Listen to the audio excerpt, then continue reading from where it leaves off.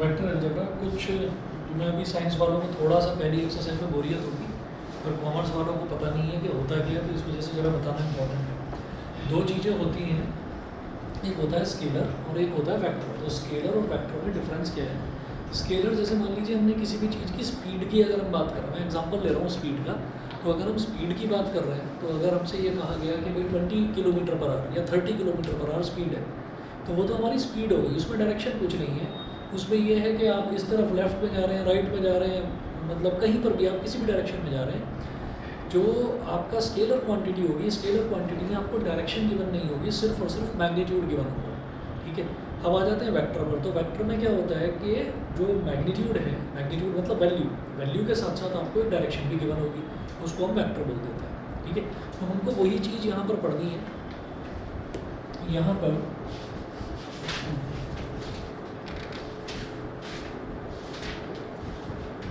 a quantity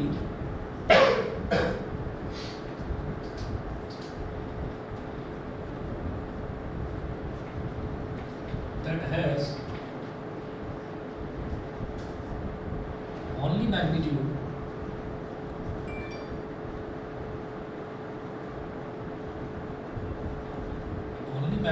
and no direction, that has only magnitude and no direction is called a scalar quantity.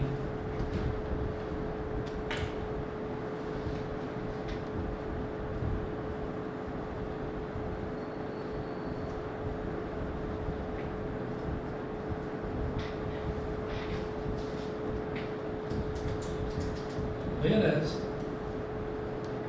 अच्छा इसका example लिख लो, mass, speed, volume etcetera. Quantity that has magnitude as well as direction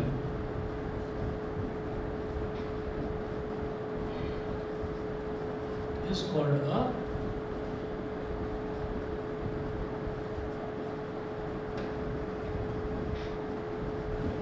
vector quantity. Example, velocity. जब हम speed की बात करते हैं ना कि स्पीड के साथ साथ हमें डायरेक्शन भी दे रखी है, तो हम उसको स्पीड ना बोलकर वेलोसिटी बोल देते हैं। For example, velocity, acceleration. Acceleration का मतलब होता है स्पीड का बढ़ना, स्पीड का बढ़ना। ये स्पीड किस रेट पर बढ़ रही है, कि अगर हर सेकंड पर अगर स्पीड जो है वो 2 मीटर पर सेकंड बढ़ रही है, तो हम उसको 2 मीटर पर सेकंड स्क्वायर बोल देते हैं। तो एक्सेलरेशन की डायरेक्शन होती है हमेशा, तो इसलिए एक्सेलरेशन एक वेक्टर क्वांटिटी है। इसी तरह से फोर्स, फोर्स भी एक वेक्टर क्वांटिटी है, क्योंकि क्या है कि हम देखते हैं कि हम फोर्स किस डायरेक्शन में लगा रहे हैं। हम इस तरफ फोर्स लगा रहे हैं, हम अपवर्ड फोर्स लगा रहे हैं, डाउनवर्ड लगा रहे हैं, तो डायरेक्शन होती है फोर्स की। तो ये तो बेसिक डिफरेंस हुआ, इतना सब कुछ जबकि हमें मैथ्स में करना नहीं है यहाँ पर। इसके बाद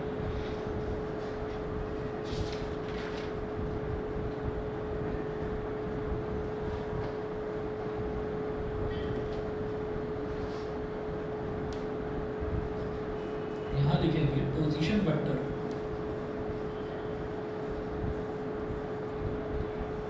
position vector,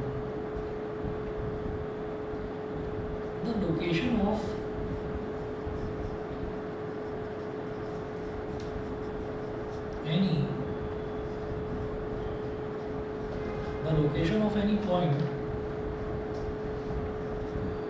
x, y, z in space. The location of any point x, y, z in space is called its position vector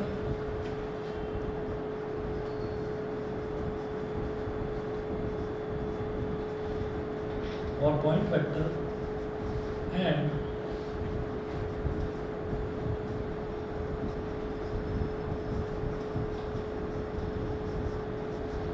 and it is expressed as, जिसको एक्सप्रेस किस तरीके से करा जाता है पोजीशन वेक्टर को,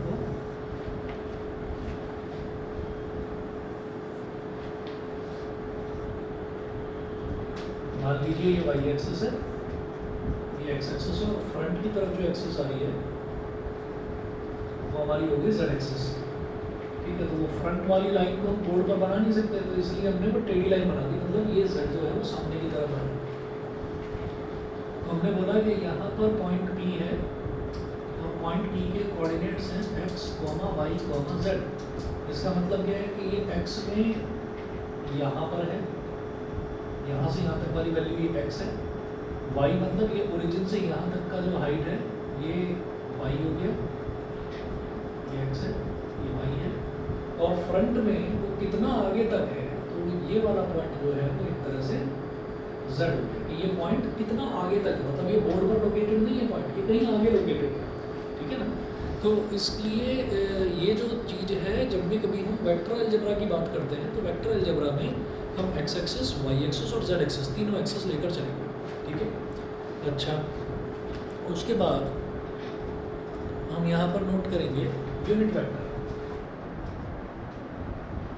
और यूनिट वेक्टर के लिए ना आप क्या करना है कि यहाँ पर ना थोड़ा सा 3-4 लाइन का स्पेस छोड़ दो। अभी यहाँ पर ये जो आपने ग्राफ बनाया है इसके बाद 3-4 लाइन का स्पेस छोड़ दो, फिर लिखो unit vector.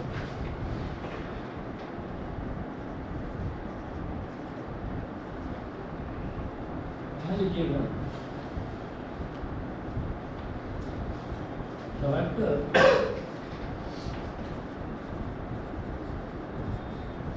whose magnitude, the vector whose magnitude is unity,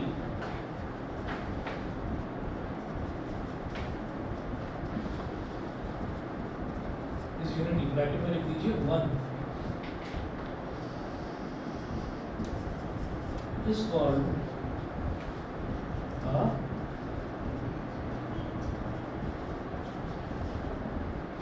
a unit vector. The vector whose magnitude is unity, unity मतलब 1, is called a unit vector. तो उसको हम unit vector बोल देते हैं। कोई भी वेक्टर जिसका मैग्नीट्यूड जो है वो 1 होता है उसको हम unit vector बोल देते हैं। इसके बाद जरा देखिएगा, एग्जाम्पल के तौर पर लिखिए, example unit vector along x-axis is represented by small I लिखकर उसके ऊपर कैप लगा दो, कैसे लिखते हैं स्मॉल आई और उसके ऊपर कैप लगा देते हैं, is represented by I cap comma around Y axis by j cap and along z axis by k cap, i cap, j cap और k cap। तो यूनिट वेक्टर इसको ना रिप्रेजेंट करने का तरीका है, अगर x एक्सिस के अलोंग हम किसी यूनिट वेक्टर की बात करते हैं तो उसको रिप्रेजेंट करते हैं i कैप से, y एक्सिस के अलोंग यूनिट वेक्टर की बात करते हैं तो उसको रिप्रेजेंट करते हैं j कैप से, और z एक्सिस के अलोंग तो उसको k कैप से। हम जो ये 3-4 लाइन छोड़ दी, अब यहाँ पर आ जाइए वापस, यहाँ लिखिएगा for example the unit vector, the position vector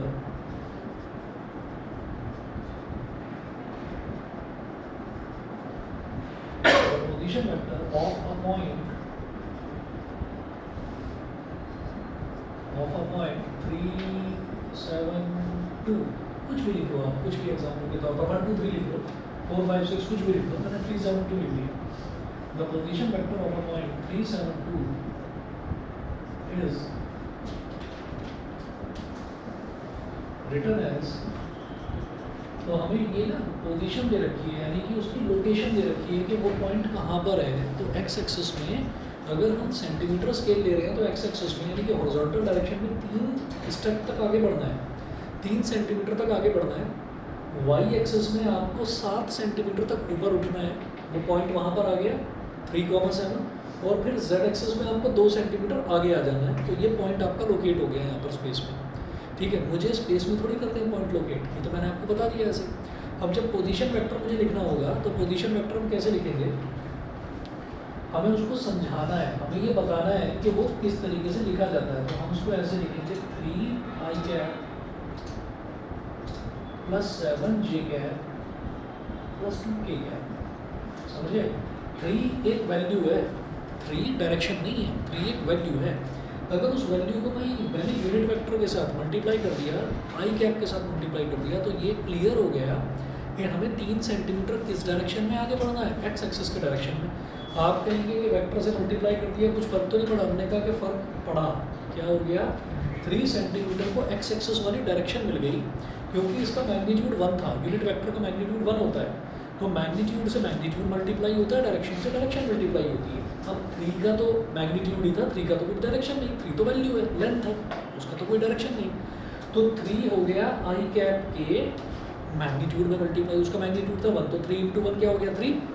और आई कैप क्या इशारा कर रहा है कि ये एक्स एक्सिस की डायरेक्शन है। तो ये लिखने का तरीका हो गया।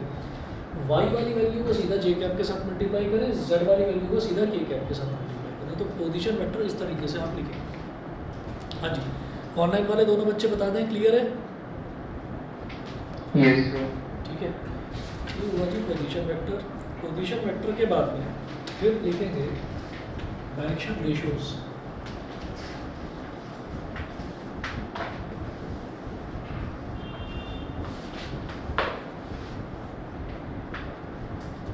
If a vector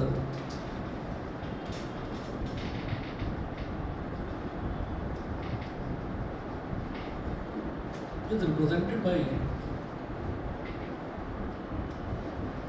ai cap plus b j cap plus c k cap, यही तो वेक्टर को रिप्रेजेंट करा। वेक्टर को रिप्रेजेंट करने का मतलब क्या है कि उसका पोजीशन वेक्टर, कि भाई साहब कहाँ पर हो, कहाँ पर लोकेटेड हो। ठीक है, तो if a vector is represented by ai cap plus b j cap plus c k cap, then A, B and C are called its direction ratios. Are called its direction ratios. A, B और C उसके direction ratios कहते हैं। ठीक है, जो ये तीनों values हैं एक्स, वाई और जेड की, यही आपके डायरेक्शन रेशियोज हैं। इसके बाद नोट करेंगे direction cosines.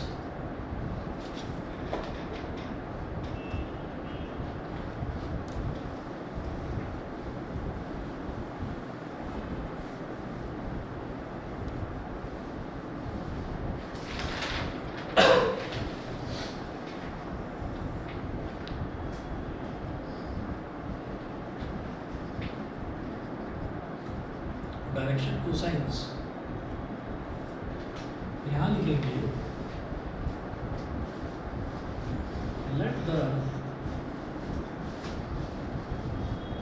let a position vector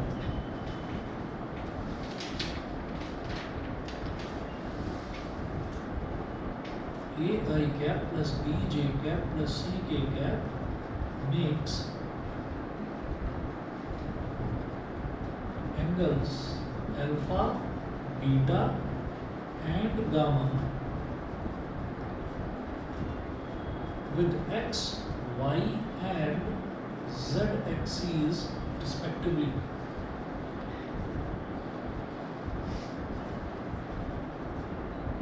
With x, y and z axes respectively. हमने कहा कि कोई एक पोजीशन वेक्टर है ai cap plus bj cap plus ck cap, वो एक्स, वाई और जेड एक्सिस के साथ में एंगल बना रहा है अल्फा, बीटा और गामा। किस तरीके से,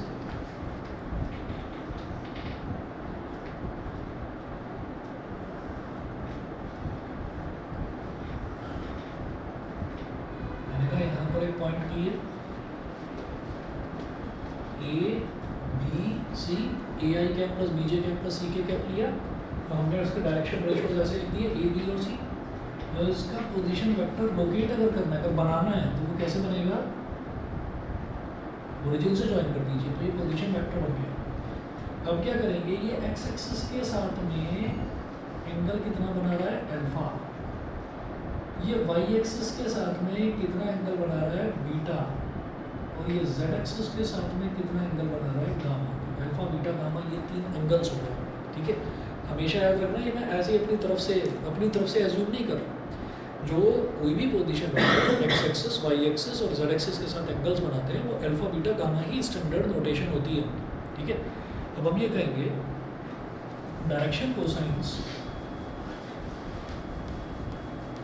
of such a vector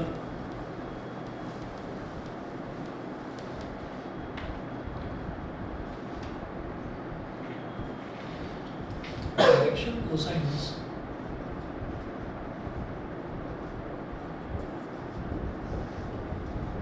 of such a vector RL is equal to cos alpha,